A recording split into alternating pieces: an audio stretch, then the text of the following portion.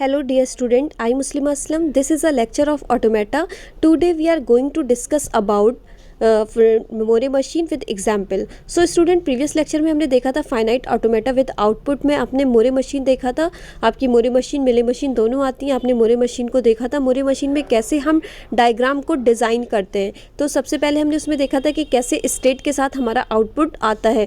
State के साथ ही आपका आउटपुट लगा होता है जिसे हम कैपिटल डेल्टा बोलते हैं, जिसे हम अल्फ़ाबेट आउटपुट बोलते हैं.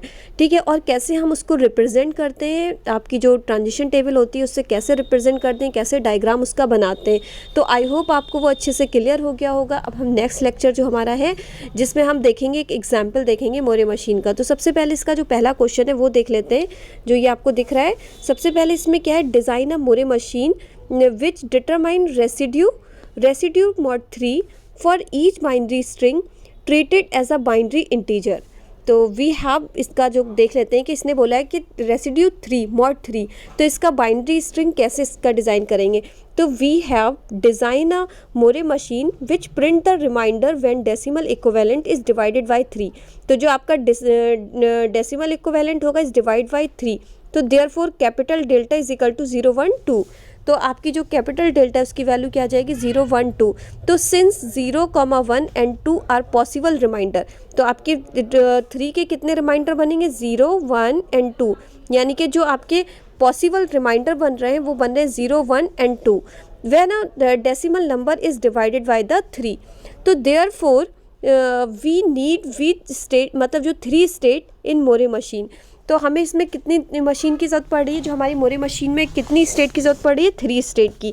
तो सबसे पहले हम मशीन बना लेंगे. मशीन हमारे पास कितने 6 टपल्स हैं, Q not, sigma, delta, capital delta और लैम्डा.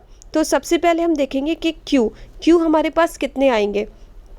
क्यू हमारे पास 3 स्टेट है तो हमारे पास 3 आएंगे. तो हमने ले लिया Q0, Q1 एंड Q2. तो हमारा इनिशियल स्टेट क्या होगी Q0 होगी और कैपिटल डेल्टा भी हमें दे रखा था 0 1 एंड 2. तो हम इससे हम क्या करेंगे, एक डायग्राम डिज़ाइन कर लेंगे. ये डायग्राम हमने इस तरीके से डिज़ाइन कर लिया. Q0 के साथ आपने 0 दे दिया, Q1 के साथ 1 दे दिया, Q2 के साथ 2 दे दिया, इस तरीके से. ठीक है. तो आपने ये Q0 के साथ 1 आपने स्टेट के साथ आपका 0 आउटपुट हो गया, Q1 स्टेट के साथ आपका 1 आउटपुट हो गया, Q2 स्टेट के साथ आपका 2 आउटपुट हो गया और आपने स्टार्ट कर दिया. अगर आपने इसको सेल्फ लूप को 0 दिया है तो इससे 2 चीज़ें जाएंगी. बाइनरी नंबर या तो 0 लेता है या 1.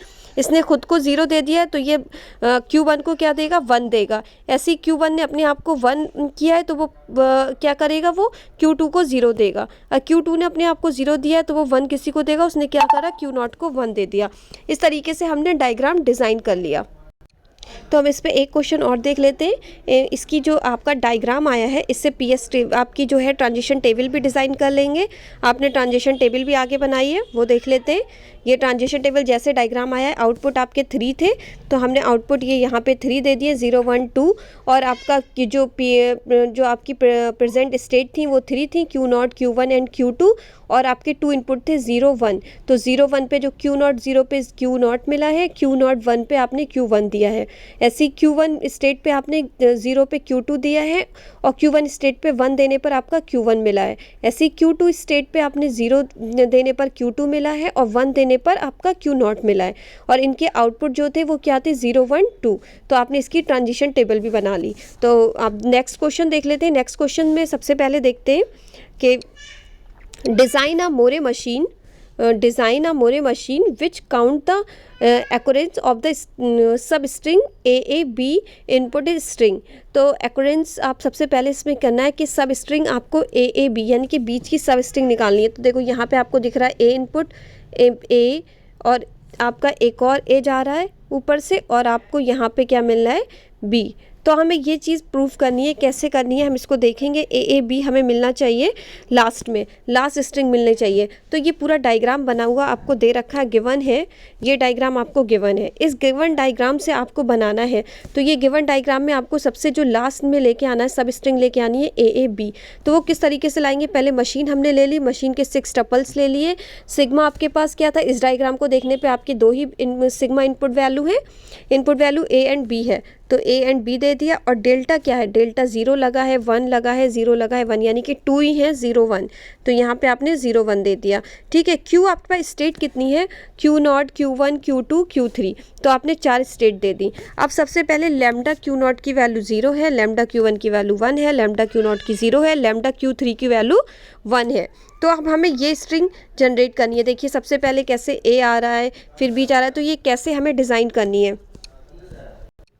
तो आपने ये स्ट्रिंग प्रूफ करने के लिए आपको सबसे पहले क्या डिज़ाइन करना पड़ेगा, ये मैं डिज़ाइन प्रीवियस लेक्चर में ही बता चुकी हूँ। तो सबसे पहले आपके पास क्या है, Q0 ने खुद को ए दिया, तो Q0 से खुद को क्या मिला, ए, तो ए हमने इनपुट दे दिया। ठीक है, फिर Q0 ने क्या करा, Q1 को दिया बी। ठीक है, ऐसे ही हम पूरा डिज़ाइन कर लेंगे तो आपका ये इस तरीके से डिज़ाइन करा हुआ आउटपुट दिखेगा।